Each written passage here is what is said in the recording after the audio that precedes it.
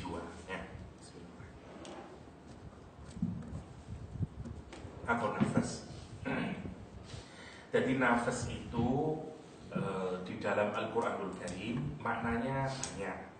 Bisa bermakna diri dalam pengertian personality, bisa bermakna nafsu, bisa bermakna bernafas, macam-macam ya.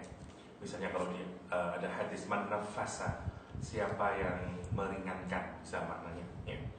Tapi di ayat di sini kita mau melihat konsep kayak personality ya. Oke. Yang pertama namanya mutmainnah, hati yang tenang. Jadi kalau kita sederhanakan, apa yang membuat hati tidak tenang? Dunia. Ya. Apa yang membuat hati tenang? Akhirat atau Allah Subhanahu wa ta'ala. Karena sumber yang membuat kita tenang Allah. Kenapa Allah kau membuat tenang? Karena Allah tidak pernah berubah. Tapi peliknya dokter, kita nak cari ketenangan, kita cari dunia kan? Benar. Sama dengan harta bukan sumber kebahagiaan, tapi untuk bahagia kita butuh harta. Dia alat tapi bukan tujuan ya. Kira-kira begitulah. Karena tujuannya Allah Subhanahu wa ta'ala. Tapi pada titik tertentu ada orang yang meskipun tidak mencari dunia, tapi dia tetap berbahagia pada orang tertentu ya. Oke. Kenapa kita kok kalau menggantungkan kepada dunia tidak tenang? Karena dunia selalu berubah. Sifat dunia itu berubah ya. Sifat akhirat itu tetap, atau Allah itu tetap. Oke. Sekarang kita melihat yang lawamah atau yang di pertengahan. Lawamah dari kata lama yalumu. Lama yalumu. Jadi ini belum ya rohan. Nantilah yang rohan. Oke. Jadi lama yalumu. Lama yalumu ya. Artinya kalau orangnya laimun, misalnya laimun, pencela. Lama mencela. Mencela. Jadi kalau kita mencela seseorang, bukan menghina, mencela itu kayak ya mencela. Apa? Blaming. Nah, itu namanya lama. Don't blame. Ya. Fala talumu. Blaming itu lama ya lumu. Oke. Laim, orang yang mencela. Kalau dia mencela berkali-kali jadi lawam. Ya. Jadi dari laim ini, jadi perhatikan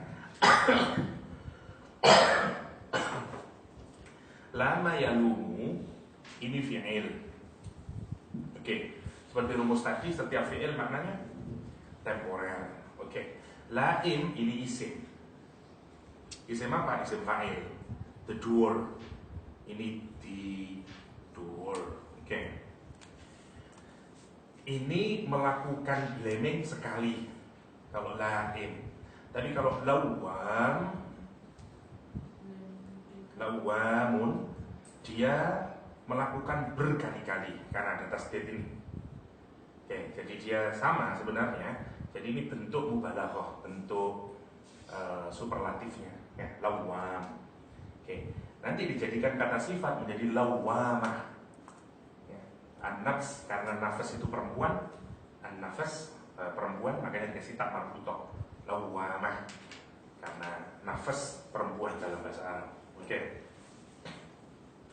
Berarti lihat kalimatnya. Nafas itu diri, oke. Lawam itu isim, karena isim dia berarti terus menerus. Habis itu setelah itu dia dibikin superlatif lawam. Berarti ada jiwa yang terus menerus dia blaming themselves, herself. Dia terus nyalahin dirinya. Kira-kira kenapa dia menyalahkan dirinya? Kenapa dia blaming dirinya sendiri? Karena dia sadar kalau dia salah. Tetapi dia belum bisa menjadi baik. Jadi dia masih terus kenapa melakukan lagi, tapi dia belum bisa menjadi pribadi yang baik. Tobat, lakukan lagi, menyesal, melakukan lagi, nyesel, melakukan lagi, terus begitu. Jadi dia di batas antara amarah yang sudah pasti jelek, mutmainnah yang pasti baik. Kalau di pertengahan dia, jadi belum bisa jadi tumaninah karena sebentar maksiat lagi, blaming lagi, terus begitu, namanya lawamah. Nah, kapan cirinya orang itu hatinya lawamah? Di Al-Quranul Karim, lawamah itu diletakkan dalam bentuk sumpah oleh Allah Subhanahu wa ta'ala dalam surat Al-Qiyamah, ya. La uqsimu biyaumil qiyamah wa la uqsimu bin nafsil lawamah. Oke, mumpung saya ingat, nanti saya lupa lagi. Kembali ke Al-Fajr sedikit ya, biar saya tak lupa. Oke. Tadi Al-Fajr bicara tentang apa? Jiwa mutmainnah. Perhatikan. Wal fajr wa layalin ashr wa syafi wal watr. Fajar itu kira-kira mendekati subuh. Kalau kita mikir jiwa kita itu yang paling tenang saat kapan? Tergantung Ustaz, kalau banyak duit saya tenang. Tapi maksudnya itu menjadi ukuran kita ini jiwanya mutmainnah atau enggak. Orang soleh itu menemukan tranquility in his or her heart paling itu di masa subuh, di masa fajar, menjelang subuh atau subuh, karena dia bisa bangun dan itu masa di mana dia bisa berdoa dengan Allah SWT. Karena kita melepaskan diri dari dunia, jiwa kita menjadi tenang. Dan momentum itu adalah momentum yang paling membuat dia mendapatkan tranquility. Karena kan rumusnya tadi, semakin kita dekat sama Allah, semakin bahagia kita. Semakin kita jauh dari Allah, semakin tidak bahagia kita sebenarnya. Udahlah, meskipun mendekat ke harta, ujungnya nanti menderita orang. Karena tidak mendapatkan, karena jiwa kita itu gini, karena kedamaian itu letaknya di hati. Dan hati kita itu tidak matching sama dunia sebenarnya. Karena hati kita tidak datang dari, ruhani kita itu tidak datang dari dunia. Apa yang tidak datang dari dunia, nggak bisa bahagia dengan yang ada di dunia. Karena konsepnya innalillah wa inna ilaihi raji'un. Apa yang datang dari dunia mendapatkan satisfaction dari yang ada di dunia. Our physical body dari dunia. Karena itu dia akan mendapatkan satisfaction dengan apa yang ada di dunia. Mata kita senang dengan apa yang di dunia. Tapi kalau mata kita tidak akan pernah bahagia melihat akhirat, karena tidak bisa melihat. Dia diciptakan hanya untuk di dunia. Oke. Rohani kita, roh kita tidak dari dunia. Karena itu dia tidak bisa dikasih makanan dari dunia dan dia merasa satisfied. No. Karena itu karena dia datang dari Allah, maka dia membutuhkan Allah Subhanahu wa ta'ala. Butuh Quran yang merupakan kalamullah dan dia akan satisfied.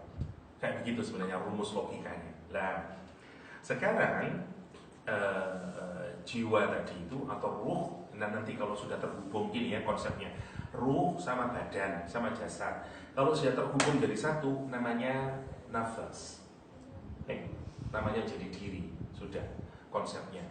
Oke, Allah Subhanahu wa ta'ala menjelaskan ada nafsu yang disebut dengan lawamah, nafsu yang mencela, nafsu yang mencerca kepada dirinya sendiri karena dia belum bisa tumanginah.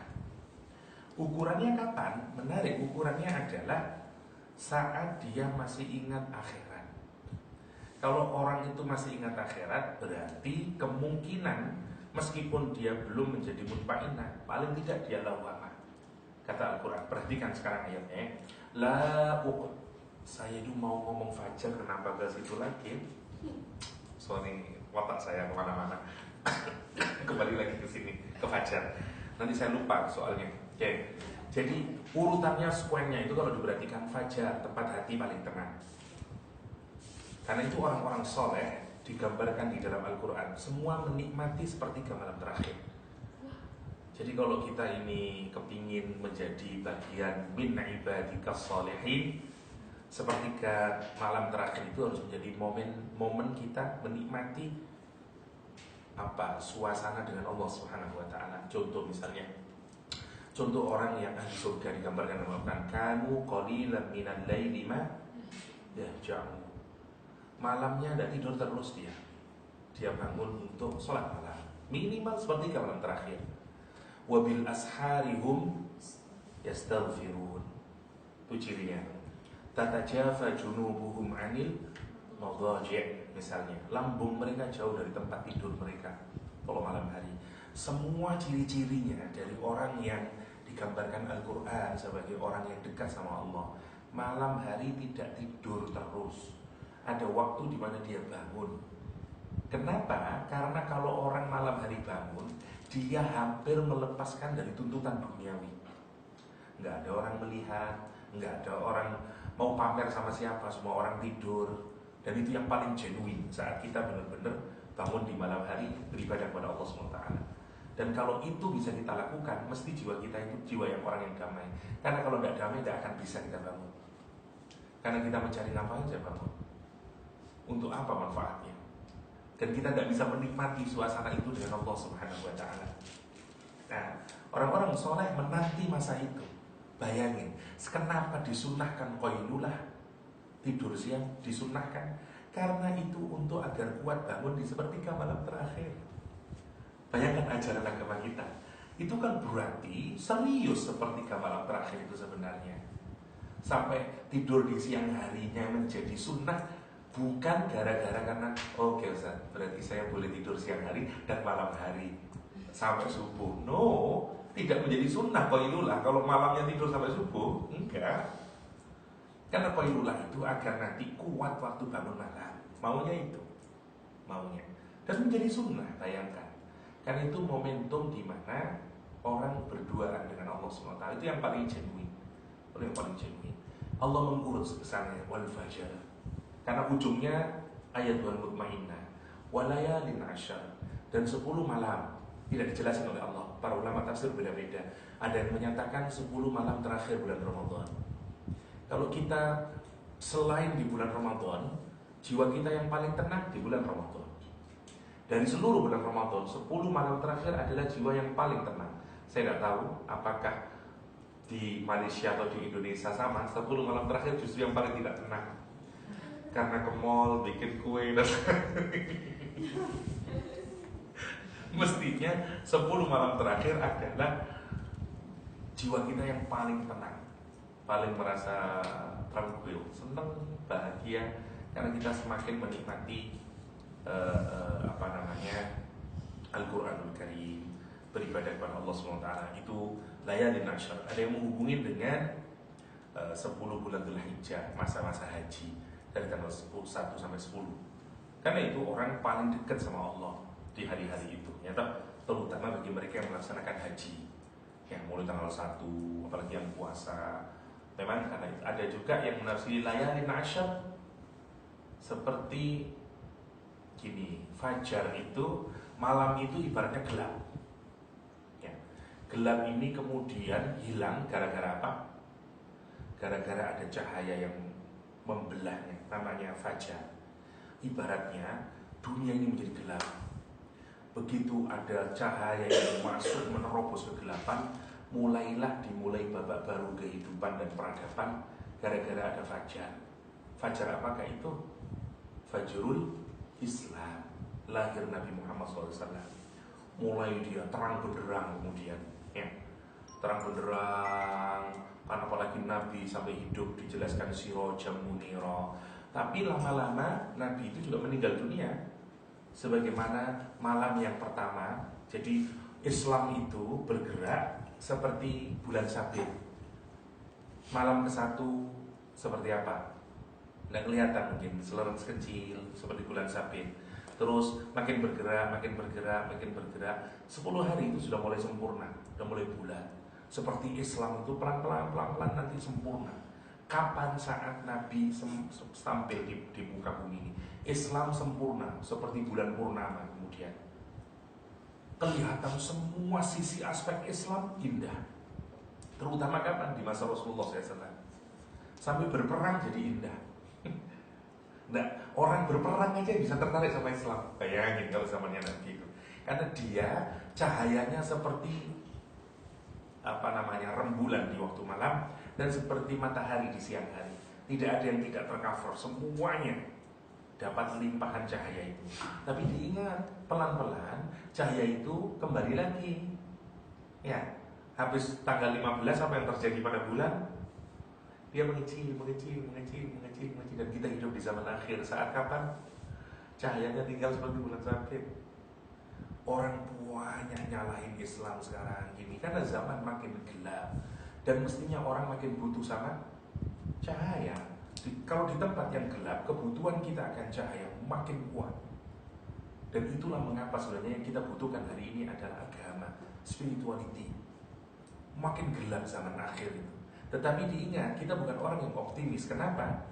Karena kalau sudah gelap gulita, fajar akan keluar lagi. Ya kan? Nanti somehow, tidak tahu kita tahu, nanti Fajrul Islam kembali lagi. Kapan itu? Apakah saat Imam Mahdi? Ustaz nggak tahu. Tapi memang kita berada di posisi bulan purnama sekarang ini. Ya. Oke. Walayalin asyar wasyaf'i wal watr.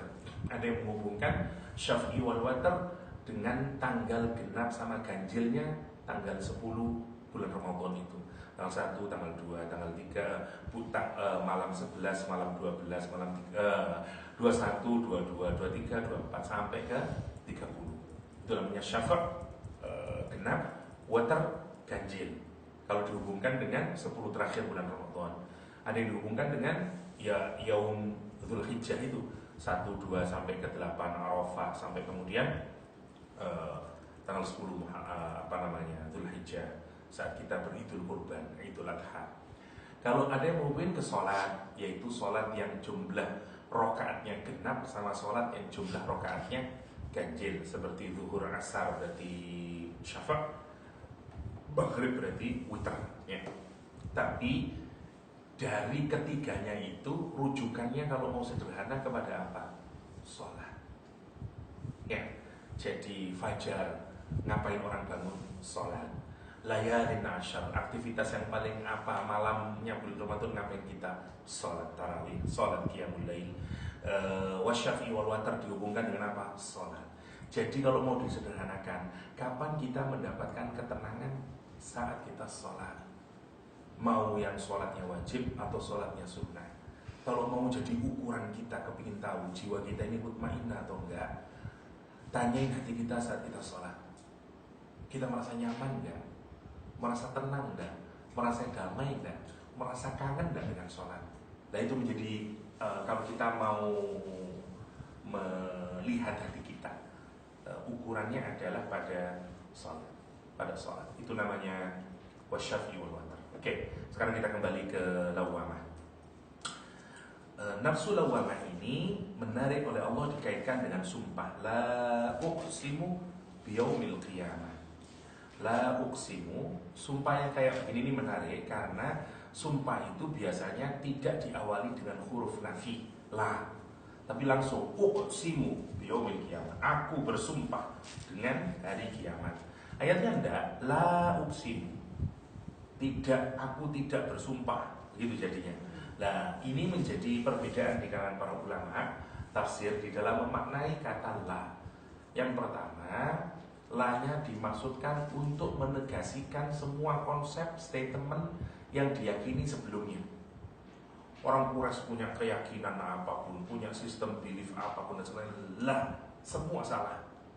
Aku bersumpah dengan yaumul kiamat. Itu makna yang pertamanya. Jadi Allah bersumpah dengan hari kiamat.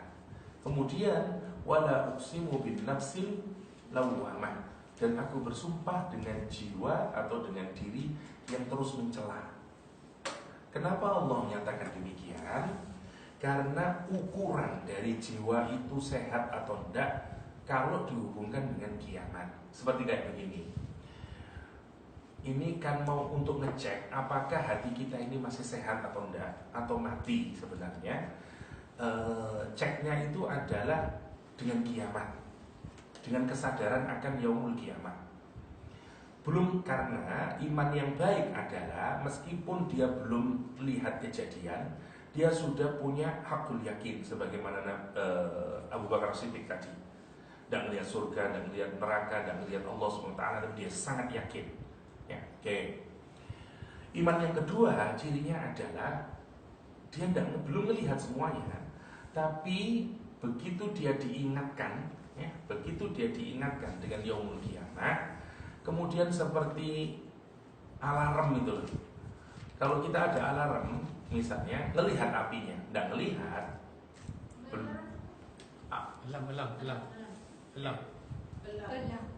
kelam, iya. Kalau orang Indonesia punya alarm, alarm, ya, yang bunyi wih wih wih gitu loh kalau di gedung mau kebakaran, ya. Oke, sorry. Nah, jadi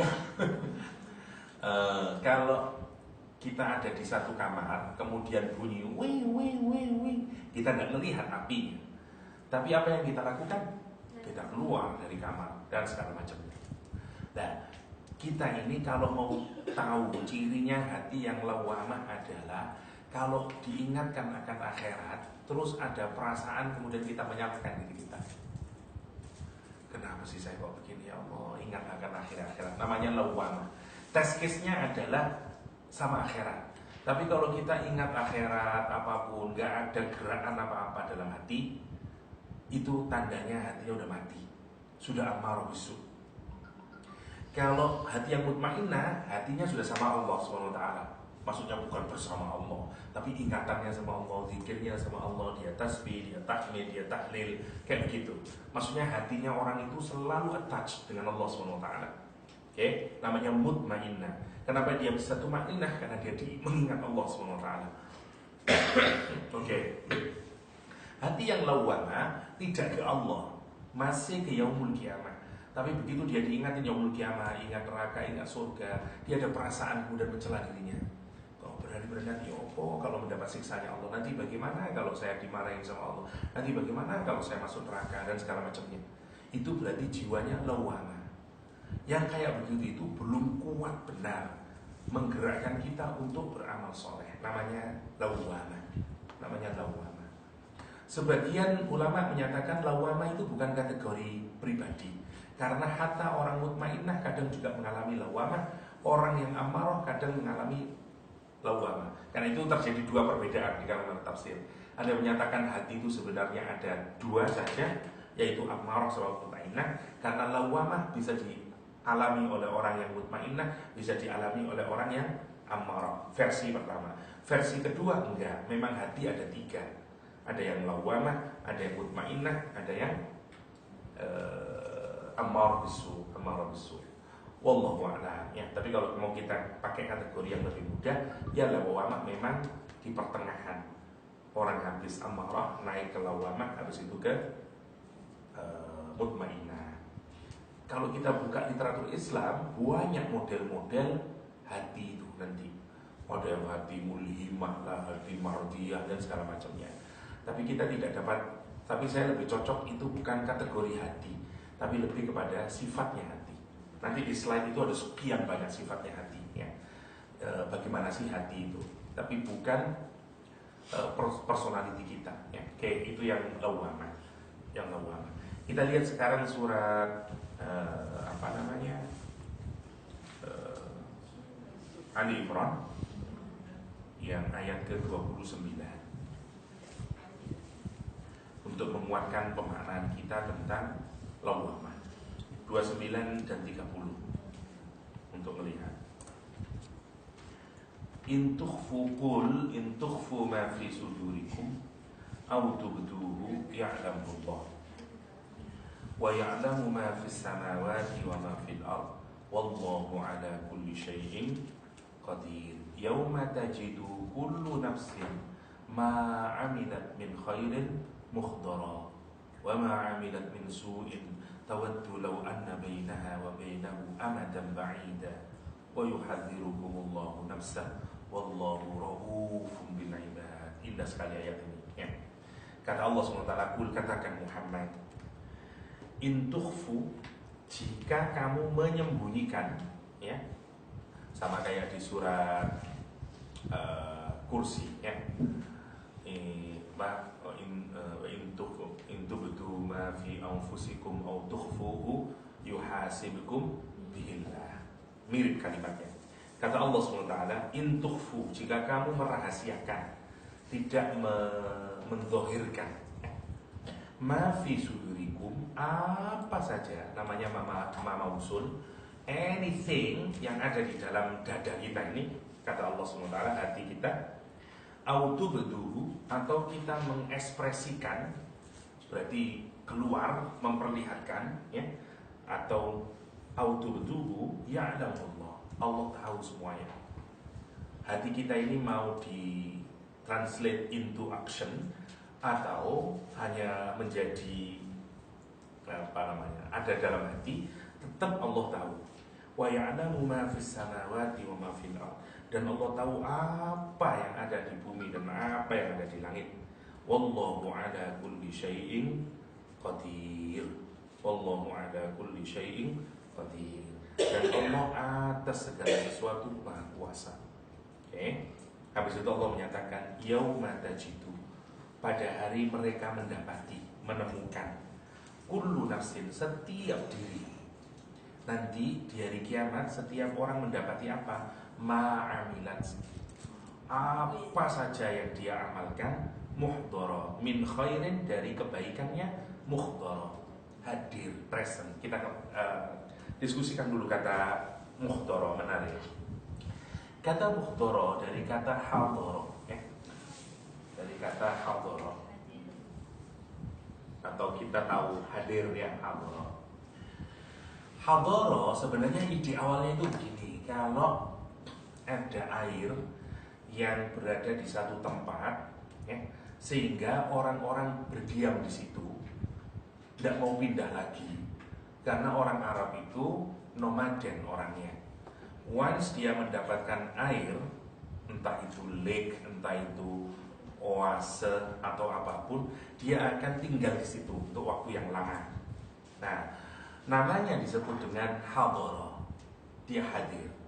Dia terus akan berada di situ. Namanya hadara. Oke? Yang pertama. Jadi idenya adalah orang yang tinggal lama di situ, dengan air itu. Oke? Kalau lama, maka kemudian dia membentuk, karena itu peradaban di dalam Islam disebut dengan hadarah, ya. Seperti Pak siapa dulu yang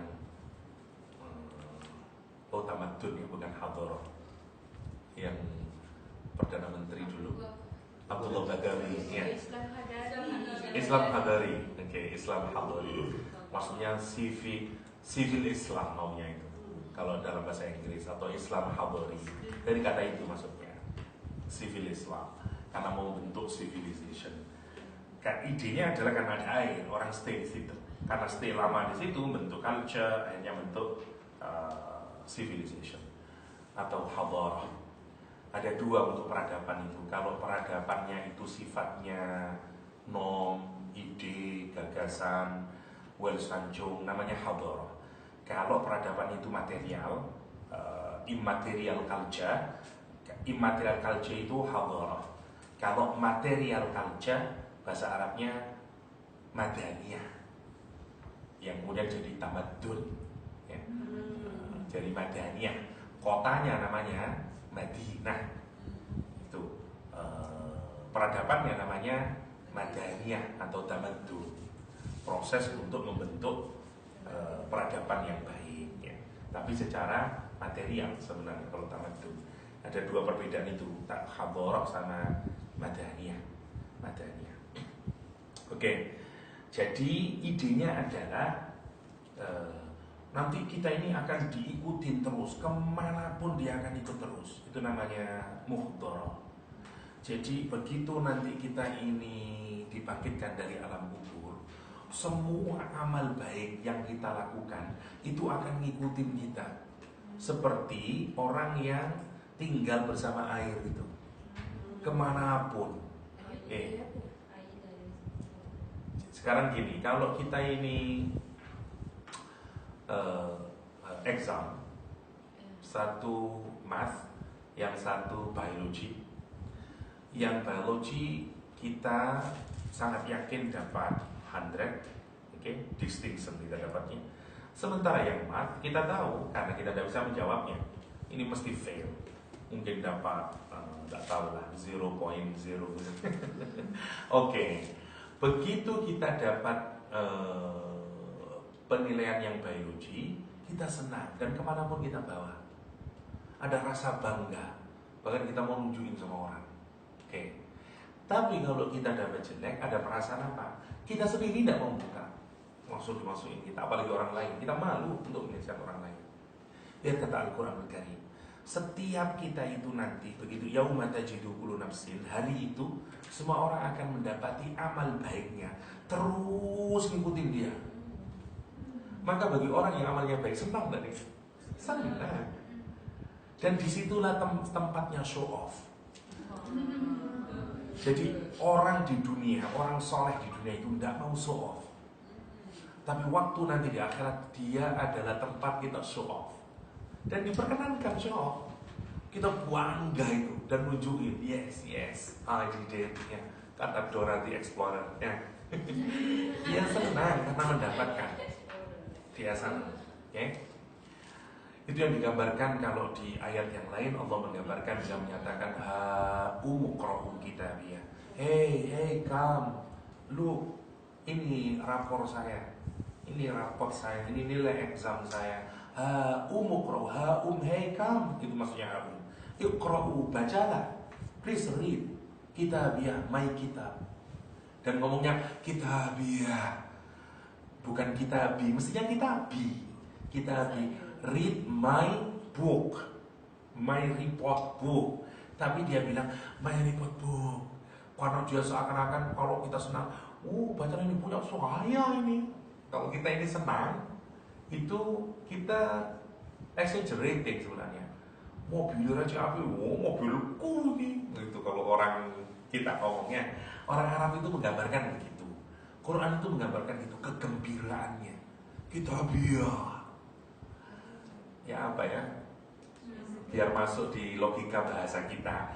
Seperti kayak kita gembira itu loh. Kita bilang anak kita yang sukses, terus ada tetangga kita bilang, siapa yang keterima di UGM itu anaknya sampean. Iya, anakku itu, anak saya itu. Itu maksudnya. Ada pride, ada kayak begitu. Nah, caranya kalau dalam bahasa Arab dikasih hak itu kitabiyah.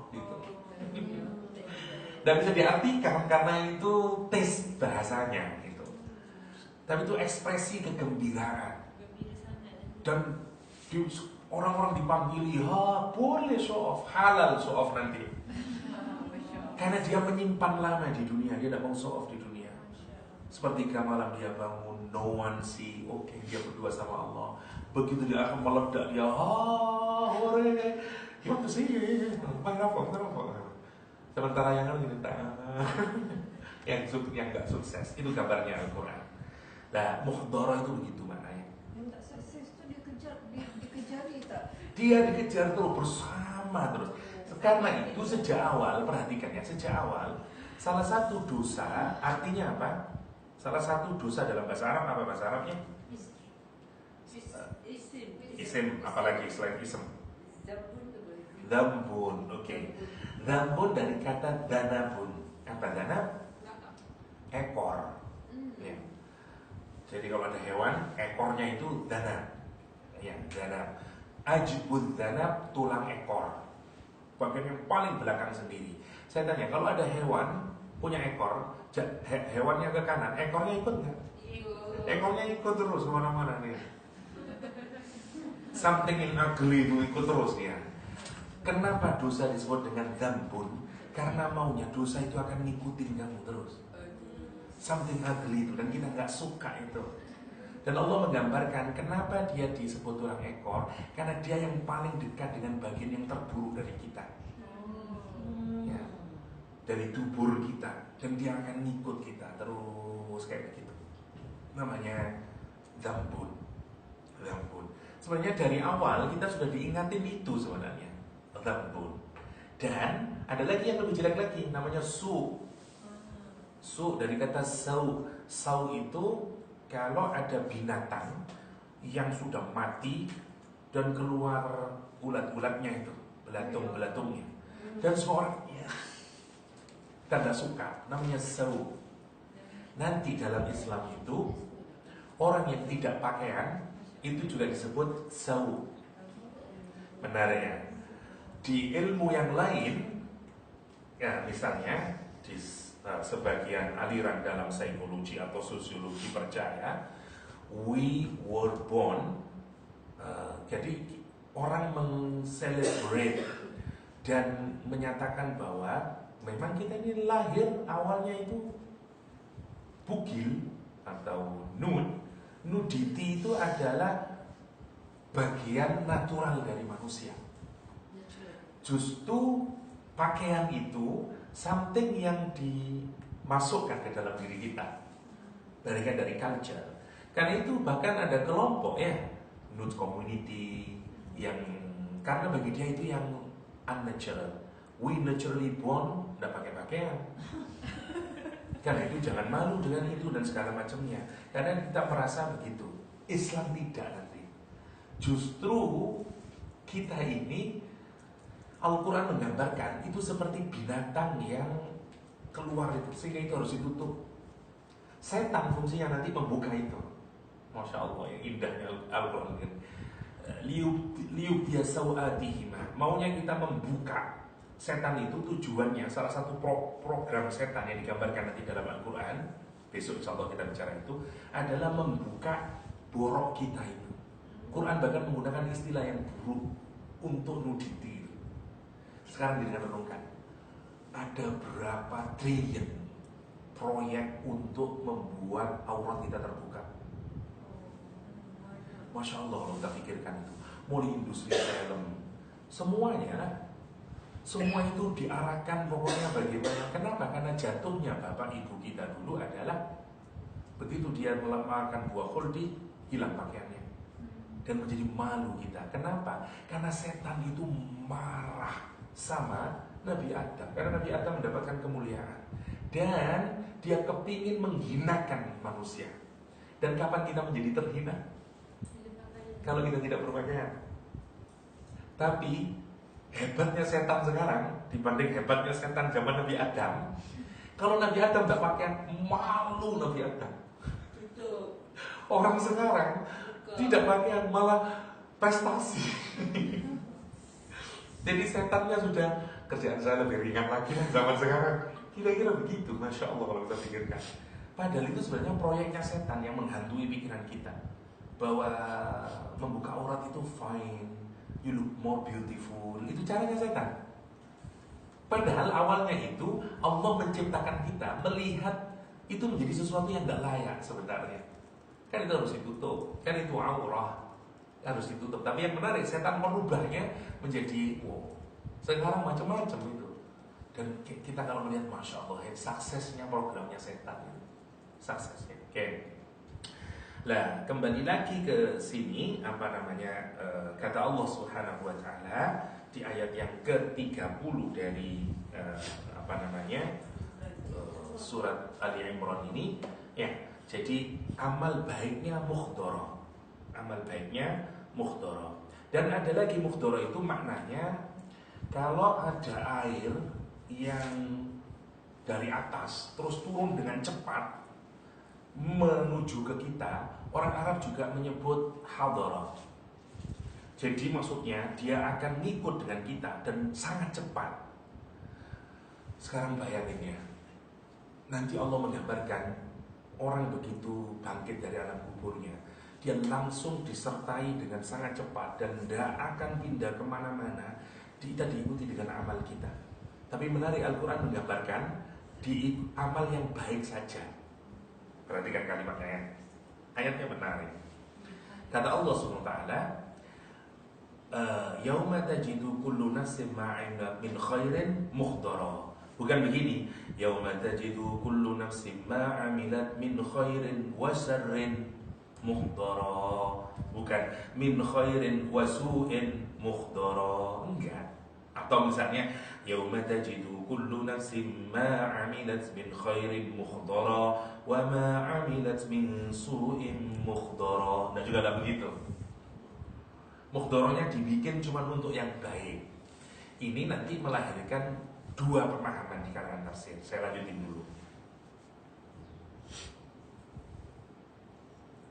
Nah, kata Allah SWT, wa ma 'amilat min su', dan apa saja yang dilakukan min su'in, yang tadi ya, dari su tadi, amal yang buruk, dan dikasih mukhdharah.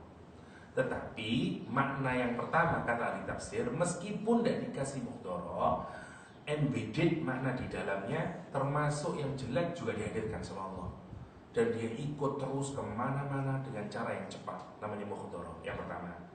Yang kedua enggak, berhenti di situ. Yang baik dilihatkan. Adapun amal yang buruk, langsung terusannya tawaddu itu tidak dihubungkan ke yang baik sama yang buruk, tapi hanya dihubungkan ke yang jelek. Tawaddu dari kata mawaddah. Kalau orang cinta banget, dan cintanya tidak hanya abstrak tapi diwujudkan konkret, namanya mawaddah. Jadi mawaddah itu harus konkret. Kalau mahabbah tidak konkret. Karena itu ada mahabbah, ada mawaddah, ada sakinah ya. Jadi kalau ada orang bilang mawaddah, semoga sakinah dan mawaddah. Kalau lagi saya cinta sama cinta yang mana mas? Mahabbah atau mawaddah? Kalau mawaddah mana duitnya? Karena mawaddah itu harus ada bukti. Kalau mawaddah dari kata madah, apa madah itu? Materi. Iya.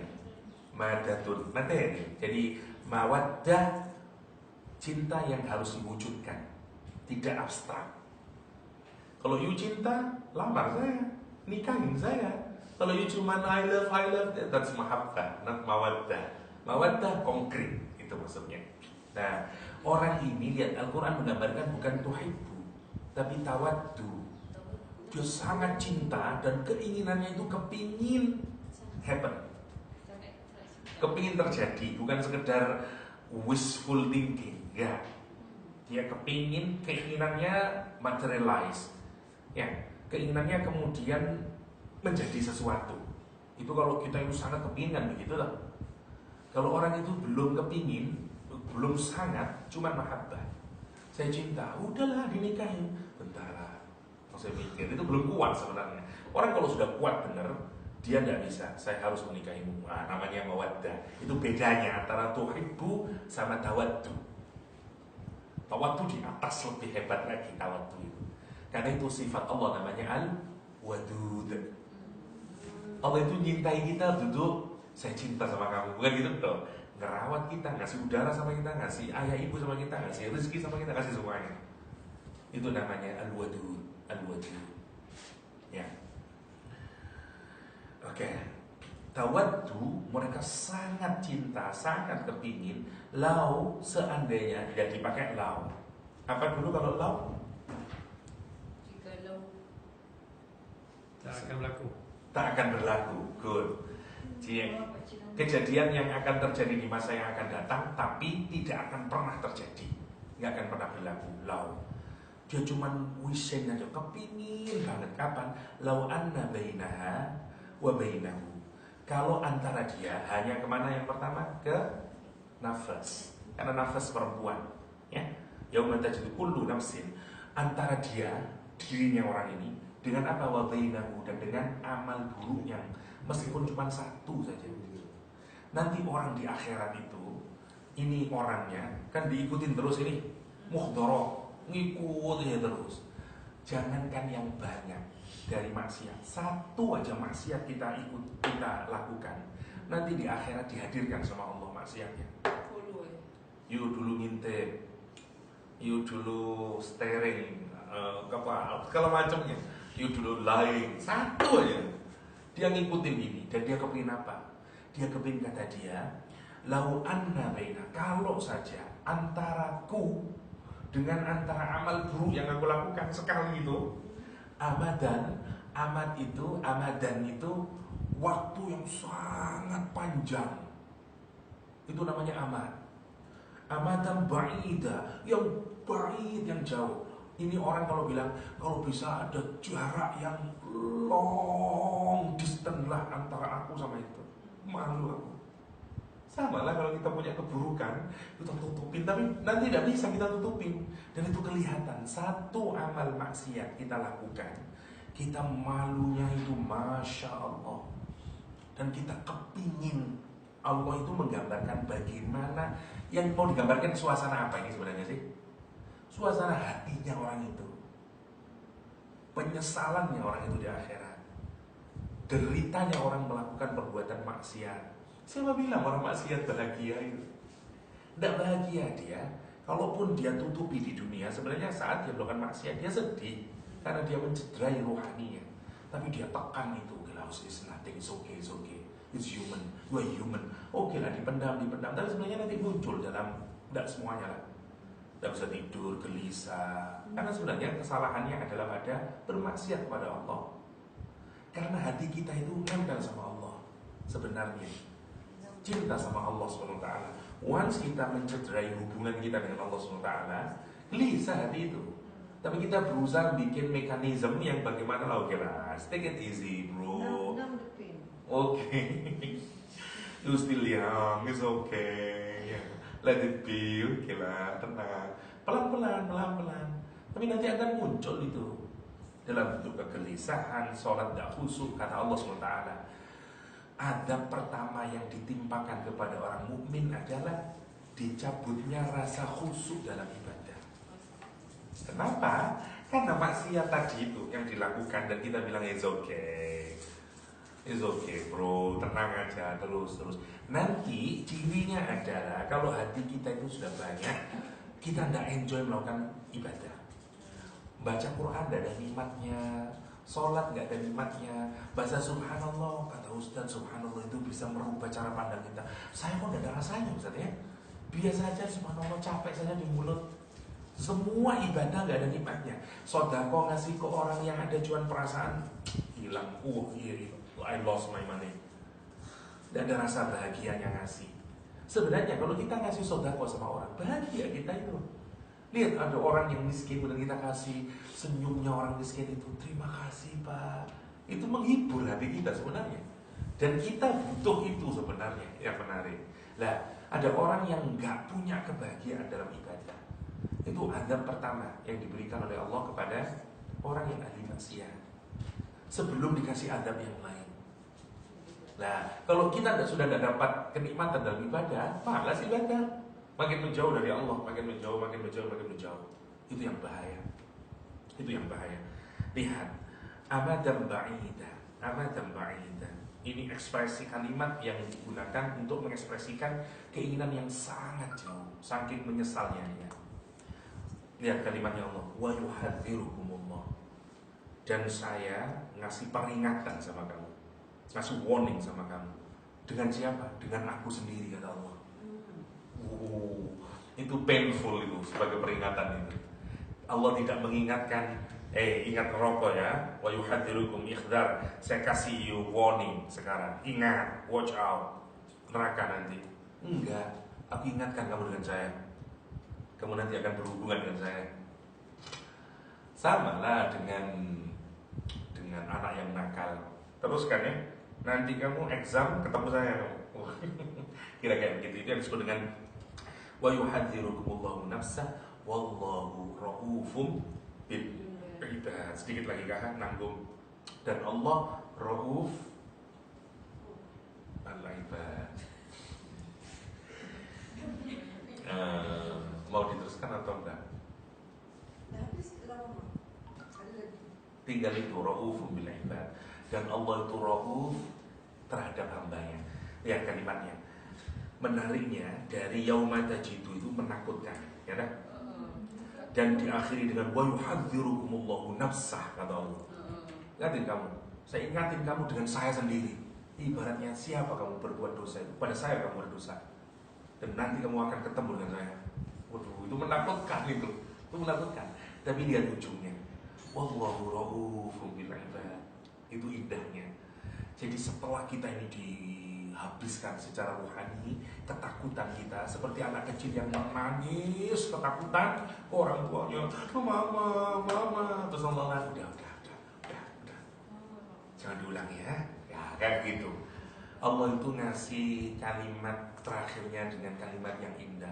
Wallahu ra'ufun bil ibad. Allah itu ra'uf. Ra'uf itu juga cinta juga. Cinta itu dalam Islam banyak. Ra'uf juga cinta, cuman bedanya begini ra'uf itu. Di dalam kata ra'uf ada 3 makna. Yang pertama, ra'uf itu artinya ya sayang lah, atau ya cinta, sayang, yang pertama. Yang kedua, gentle, gentleness, softness. Yang terakhir maknanya caring ya, atau punya empati sama, itu namanya ra'uf. Jadi kalau 3 itu kumpul jadi satu, itulah namanya ra'uf. Nabi Muhammad satu-satunya makhluk di dalam Al-Quranul Karim yang disifati dengan sifatnya Allah. Nabi Muhammad, yaitu sifatnya ra'uf. Laqad ja'akum rasulun min anfusikum azizun 'alaihi ma 'anittum harisun bil mu'minina ra'uf. 2 sifat itu sebenarnya hanya dimiliki oleh Allah, ra'uf sama rahim. Tapi 2 sifat itu Quran menyamakan sifatnya Nabi Muhammad. Jadi sifatnya Allah, Ra'uf sama Rahim, itu dilekatkan kepada Nabi Muhammad. Meskipun tetapnya Ra'ufnya Nabi Muhammad masih jauh berbeda dengan Ra'ufnya Allah. Rahimnya Nabi Muhammad jauh berbeda dengan Rahimnya Allah SWT. Tetapi karena Quran yang menyatakan Nabi Muhammad itu Ra'uf sama Rahim, jangan ditanya Ra'uf Rahimnya Nabi Muhammad. Tidak seperti kita teman. Sayangnya Nabi Muhammad, caringnya Nabi Muhammad, empatinya Nabi Muhammad, softnya Nabi Muhammad, gentlenessnya Nabi Muhammad kepada siapa? Bil mu'minin, kepada kita semuanya ini. Jadi kalau mau tanya, gimana cintanya orang tua kita dengan Nabi Muhammad kepada kita? Nggak ada apa-apanya orang tua kita sama Nabi Muhammad. Apakah Nabi Muhammad itu soft sama kita? Lebih soft mana dari orang tua kita? Nggak ada apa-apanya orang tua kita. Kenapa? Karena Nabi Muhammad dilukiskan di dalam Al-Quran kepada orang beriman wataknya Ra'ufun Rahim. Ra'ufun Rahim. Itu watak yang nggak ada duanya. Ra'ufun Rahim itu saking saking hebatnya. Jadi satu terakhir ini ya. Jadi Ra'uf, satu rahmah, yang kedua riqah, yang ketiga itu know your feeling. Oke. Jadi yang pertama rahmah, belas kasih, kasih sayang, itu namanya Ra'uf. Yang udah riqah itu raqaiq, lembut hati, soft. Kalau orang udah masalah, udah, it's okay, itu namanya riqah. Abu Bakar itu orangnya dijuluki dengan raqiq, karena hatinya lembut. Abu Bakar itu saat disuruh menjadi imam sholat, kata Aisyah, jangan Abu Bakar, jangan ayah saya. Kenapa? Ayah saya itu kalau baca Quran nanti sedikit dia nangis sudah.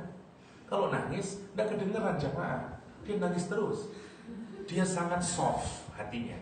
Lah Aisyah melukiskan hatinya Abu Bakar dengan kata ini, raqiq, riqah.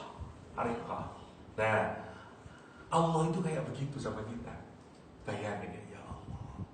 Terus kok bisa berhadapan dengan zat yang kayak begitu itu, yang ngasih rahmah, kasih sayang, yang gentle and very soft kepada kita, dan yang tahu our feeling.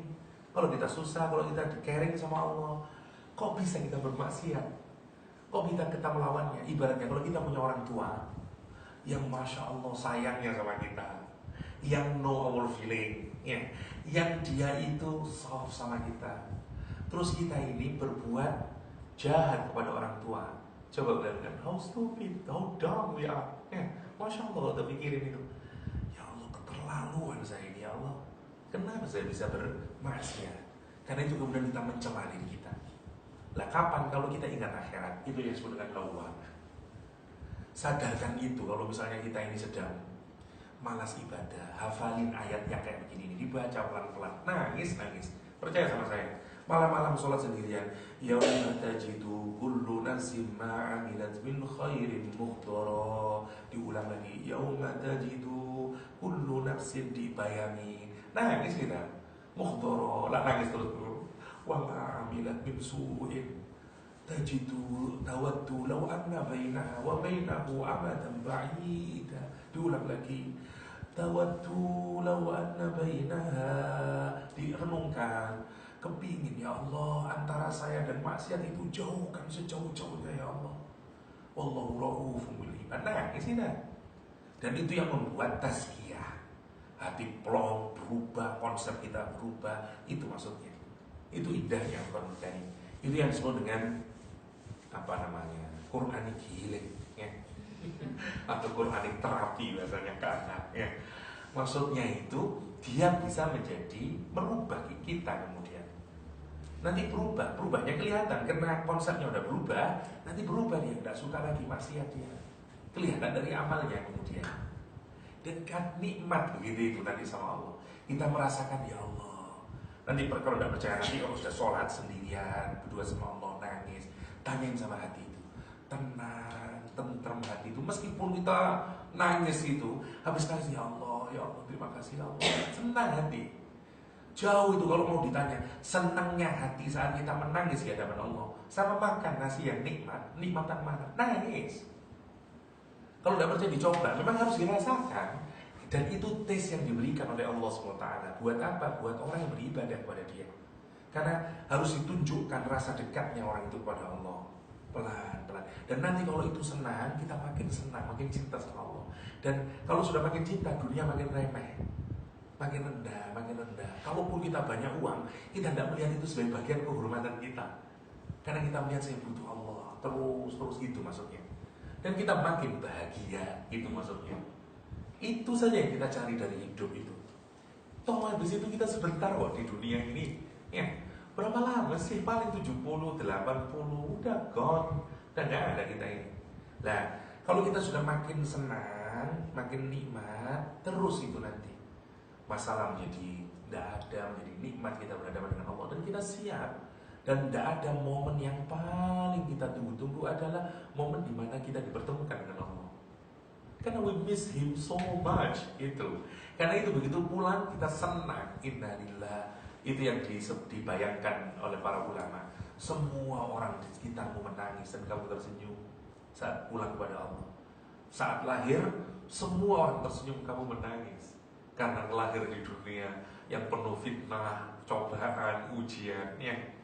Jadi jangan kita menjadi, kata syairnya orang Arab, jangan kita menjadi orang yang waktu lahir semua orang tersenyum, tapi ketika mati semua orang malah tersenyum, puas.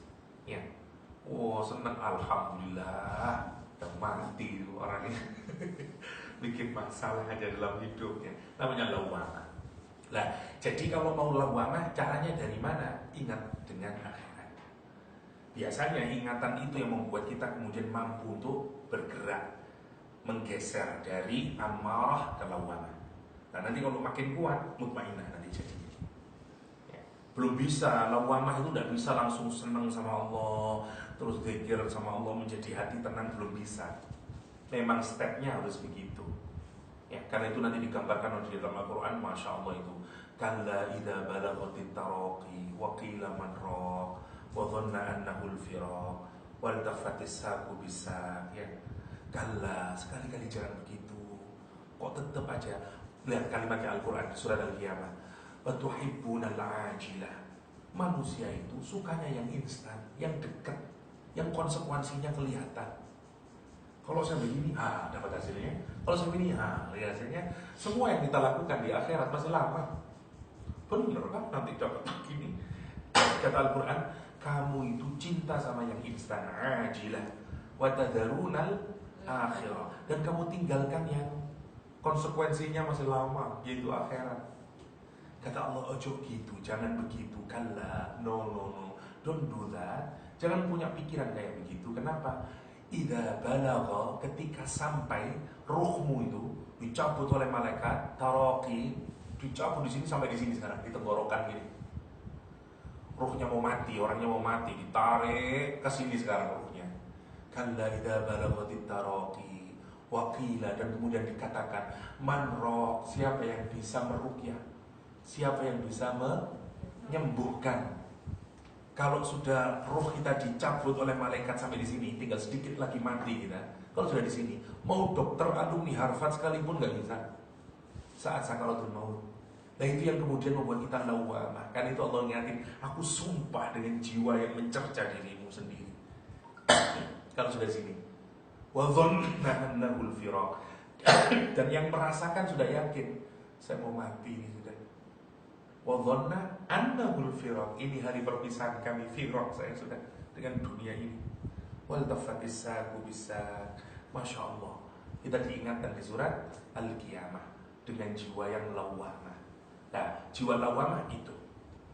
Jadi musuh terbesar, karena itu kata para ulama, musuh terbesar kita itu sesungguhnya adalah kecintaan kepada dunia. Sekali lagi, bukan dunianya yang jelek ya, hubbud dunia. Love kita itu sama Allah. Love kita yang sama dunia itu yang jelek. Hubbul jah, cinta sama jabatan, wariasa, sama status, itu yang jelek. Yang dunianya bagus, karena dia alat untuk mendapatkan ridhonya Allah Subhanahu wa ta'ala. Tapi kalau itu kemudian kita cintai melebihi cinta kita kepada Allah, itu yang menjadikan kita tidak mendapatkan tumaninah. Kira-kira itu. Silakan kalau ada pertanyaan sebelum Ar-Ra'd dan surat Yusuf, Ammar bisu. Sudah tak ada? Okey, kalau tak ada kita jumpa. Banyak je soalan ni Doktor. InsyaAllah kita jumpa esok Pukul 9 pagi.